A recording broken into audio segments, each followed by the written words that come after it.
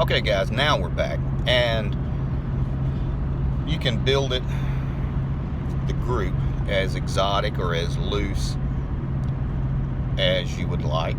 You can detail it towards certain things. There's one way you can do it is to go by like archetypes. You want to have a leader, you want to have a soldier, you want to have a medic, you want to have a farmer, you want to have someone who can repair, a handyman, something like that. And then you need to have people to help with a regular labor. And you can just do it all kinds of different ways. There's so many books, so much crap you can buy to learn how to do it. I would start by just Googling mutual aid groups and start reading all the free content. You're going to get a bunch of crap, but you're going to get some good gems, some good information. And that will lead you to develop X a little further, X a little further. One of the things, if you're looking in your local church or community organizations, or you have a community center, ask, do they have any classes on canning or preserving, or a gardening group? That will go a long way, because everybody that's in that group, they might not be preppers, but they know how to can, or they want to know how to can, and they want to know how to set aside food for later, which is what we're all about. If there's not a group and you know how to do preservation, food preservation, ask if you could start one. It wouldn't cost you anything other than maybe some flyers up on a pegboard, but you can set up how you want to do it and just do the basics and the introductions to it. Take your canner, and you might be surprised. You might find a couple of good people in there who are of the same mindset as you. More to come. Okay guys, now we're back. One thing you want to also be aware of in the back of your mind, if you're going out and talking to these groups that are already established about you possibly joining their group, one, you need to be sure that you have something that you can bring to the table. That's what they're going to want. And subgroups charge monthly dues, and everything's put in a collective pot, and then stuff is set aside to be purchased, like feed, bulk food that everybody divvies up, equipment like a tractor or something like that. Some groups do that. Some groups are geared more towards playing army, which there's nothing wrong with that. So they might be pooling their resources and buying night vision equipment, or pooling their resources and buying land set aside somewhere. You got to be kind of careful with that. That goes into, you're talking about buying real property at that point. And if I invest in anything like that, I'm going to have a way to take out my share. That's kind of further out and further along. But you want to be aware of security. So if one of these groups approaches you, the first thing I would do is I would type it in Google, hit the button, and start reading, because nothing is private anymore. You can find out all kinds of stuff about all these different groups. You can find out more than you want to know. For example, Google Murray Mayhem. That's a name. That's actually one of my names, one of my channels. So, and it will tell you all about Darren, Murray Mayhem, blah, blah, blah, and this and that and everything. And it's really interesting because most everything is dead correct, and it will even spit out a phone number and an address on some people that you research on occasion. It's kind of creepy. But it's always a good thing to do if you're going to go meet people and do, and sit down. Go to a restaurant, sit down, have a good lunch or a good dinner.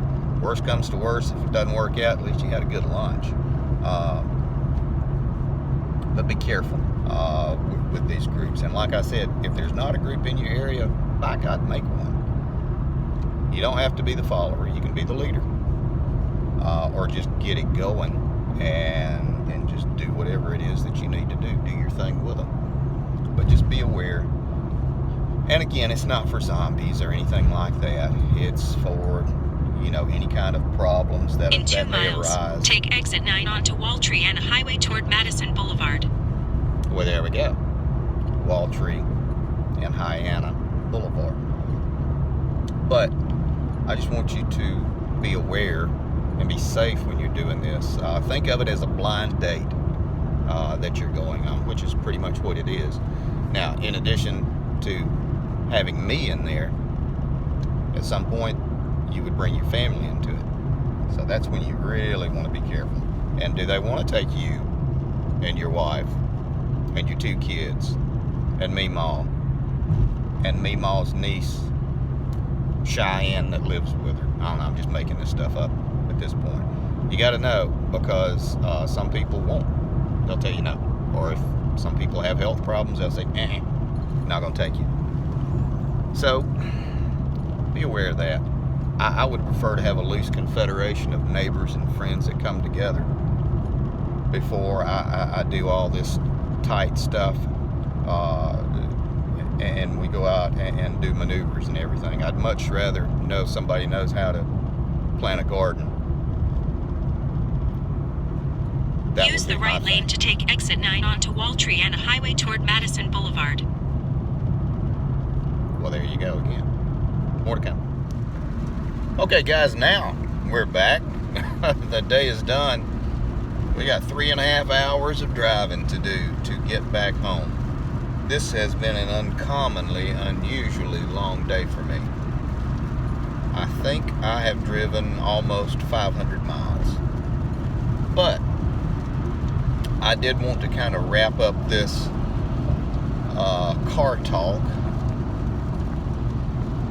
before I begin to ramble on too much further. The kick in the butt with doing these car talks is kind of do them off the cuff, and if I don't have some sort of good format, some sort of notes to follow, I will go down a rabbit hole, as you have seen. Honest to goodness, guys, I'm here, I promise. Hang on. Briefly. That's me. There we go. I got my headphones in while I'm listening to podcasts. But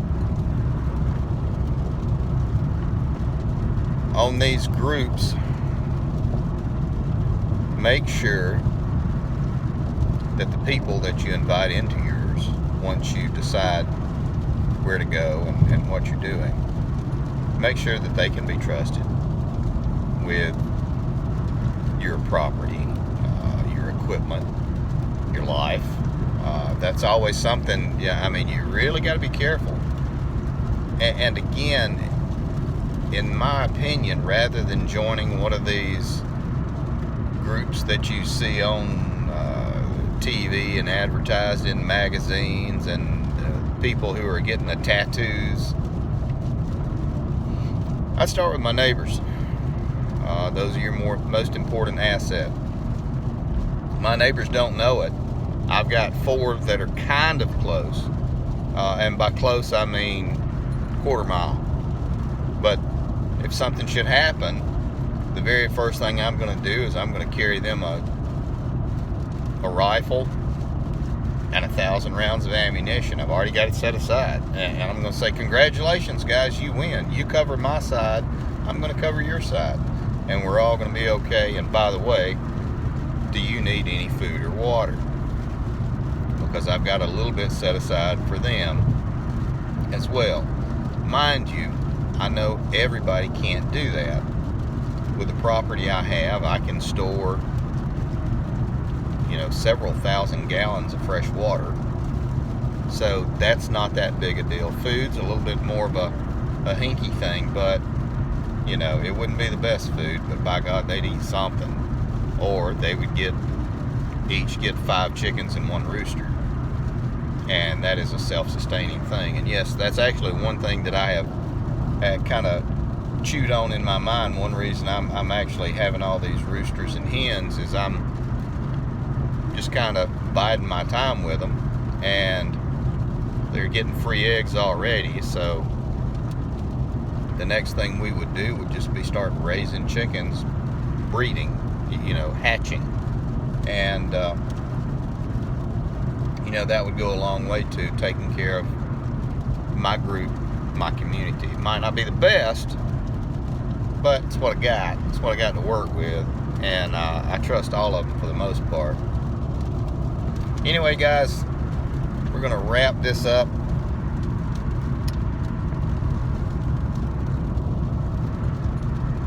We all need to be part of a group when times are tough, or even when they're not. It's good to have somebody you can put your hand on their shoulder and say, hey, can you help me do this or that? Or what's the best way to cut down a tree? How good is it to plant this plant here at this time of the year? We can't all know everything. So if we can find somebody that we can depend on, man, it sure goes a long way. One of the biggest problems I have, my wife and I'm not concerned about our safety, long-term safety, and everything else. My biggest concern is not food or medicine or anything like that. My concern would be lack of sleep for myself, because having people that you can really depend on, that's the tough thing. So I would always just think of that and chew on that and try to come to whatever solution is good for you. I mean, I know what's good for me using my neighbors, but figure out what's best for you, whether it's through your community outreach program, your church, your family. If you have a really good extended family and you live around with them, well, there you go. You got your own prepping group. You might hate their guts, but that's okay. They're family. You're supposed to hate your family. Anyway, guys, we're going to wrap everything up now. I appreciate you listening to me. Give me some feedback. Let me know what you think about these almost like podcast videos, to where you can just listen to them with headphones. If this might be something you want to do on these car talks, because I may be doing a little bit more work here lately, and I still want to keep touching base with all of you guys and keep going over things that I think might be of interest and help to us. Anyway, guys, take care of your people. See ya.